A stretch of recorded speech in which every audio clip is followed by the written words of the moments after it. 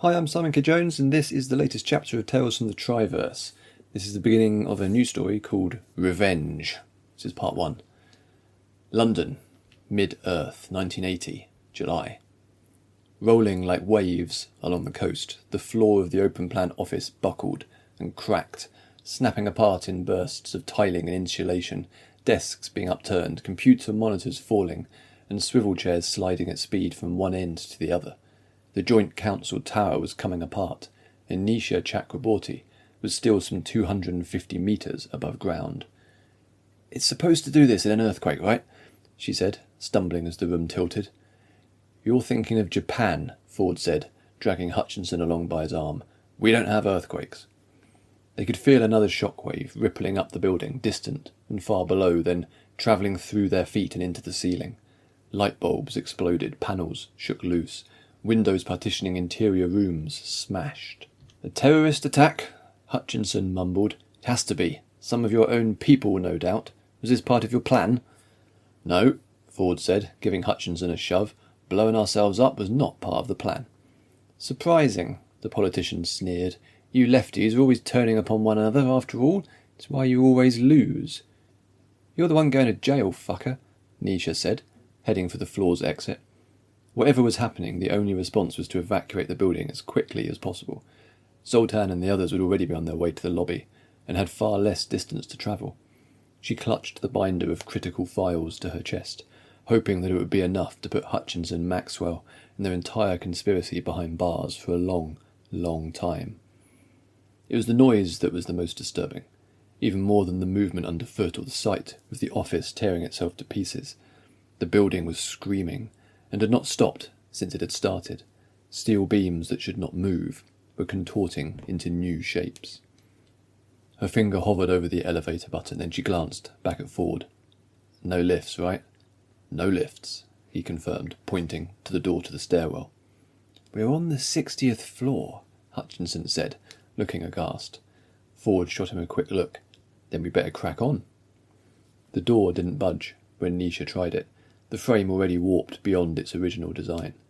Swearing, she braced herself, then ran her shoulder into it as hard as she could.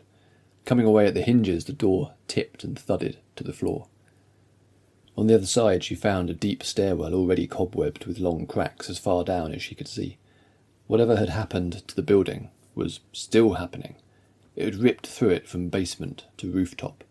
A growing urgency gripped her, an instinct that every second spent inside the tower was taking them closer to disaster. "Fast as you can," she said to the other two. "We need to get out of the tower." There was movement on the stairs far below, tiny toy people running around and around the edge of the square pit. Few people had been on Hutchinson's floor, it seemed.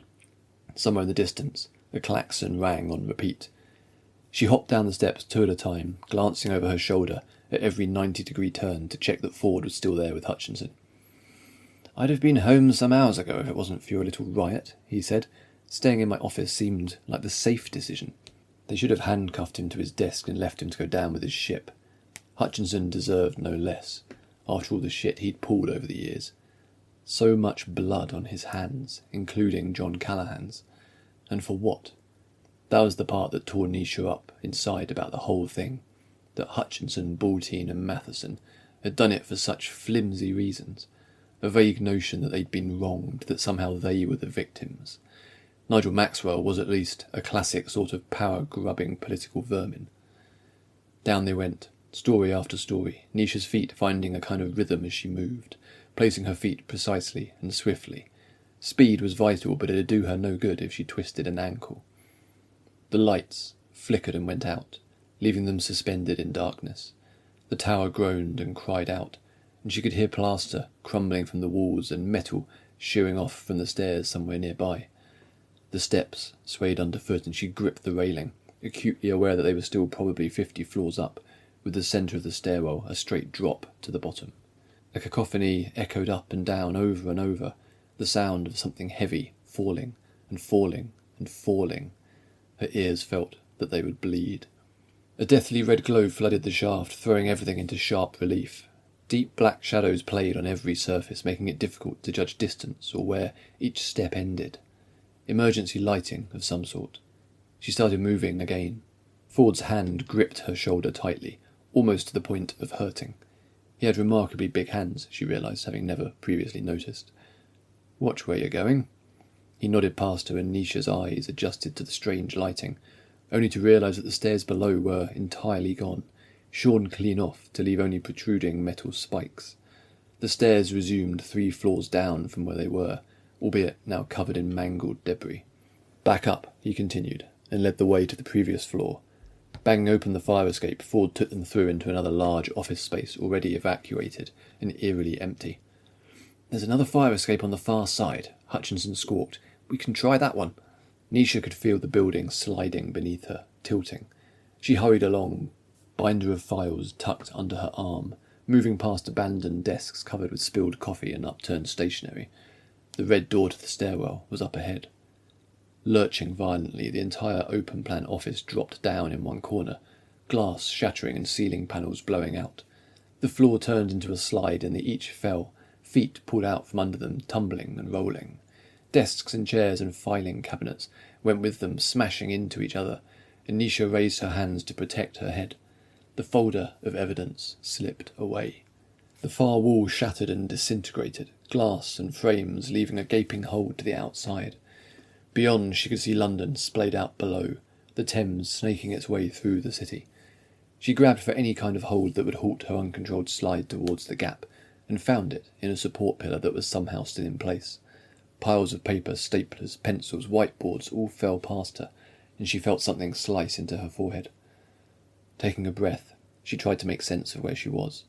That side of the office had largely collapsed, and she would need to clamber back up a steep slope in the direction of the stairs, assuming they were still there. Ford hadn't fallen as far, having managed to brace himself against a bolted-down desk. Wind buffeted her, swirling her hair around her face. The sun was going down. A cry for help came from further down the collapsed floor. Hutchinson had slipped almost to the broken edge. Another couple of metres and he'd have been in free fall. Instead, he'd become lodged on an unstable pile of swivel chairs, which looked like it could give way at any moment. She spied the binder, which had come to rest beneath the remains of a desk, also very close to the edge but away from Hutchinson's position. The cover of the binder flapped, threatening to eject its contents out of the smashed wall and over the city. Hutchinson could get screwed. She needed that evidence. If Lord Hutchinson became a smeary mess on the pavement far below, she wouldn't feel too bad about it. John Callaghan had been decapitated, his head thrown at Clark. Hutchinson had arranged the killing. Nisha hadn't even gone to the funeral, too unbearably guilty to face John's fiancée when she'd been fucking him for months. It had just happened, and she'd meant to end it, but then John had died, and everything was too late. If she climbed down the incline, using the piled-up desks, she should be able to reach the folder. Getting back up to Ford while holding it would be a different trick, but she'd figure that out when it came to it. Still holding onto the pillar, she shifted her weight and placed a foot on a nearby desk. It instantly shifted, sliding away from her, picking up speed and bashing into other objects as it fell, before spiralling dramatically out into space. There was still another potential route to the evidence, which would take longer, but was doable. She could do it. There was a whimper from Hutchinson, who was adjusting his position, trying to get some kind of handhold. He was closer to the edge than she'd realised, precariously at risk from simply dropping out of the building. Ford was shouting something, was waving at her to climb up towards him. She saw the folder slip closer to the edge, heard Hutchinson pleading. A roller blind had been torn from its mount somewhere in the office and was now tangled near her feet. She picked it up, bracing herself against the pillar, and started unravelling it. Swallowing, making herself concentrate, she held one end tightly and threw the other, watching as it tumbled open like a plastic ladder.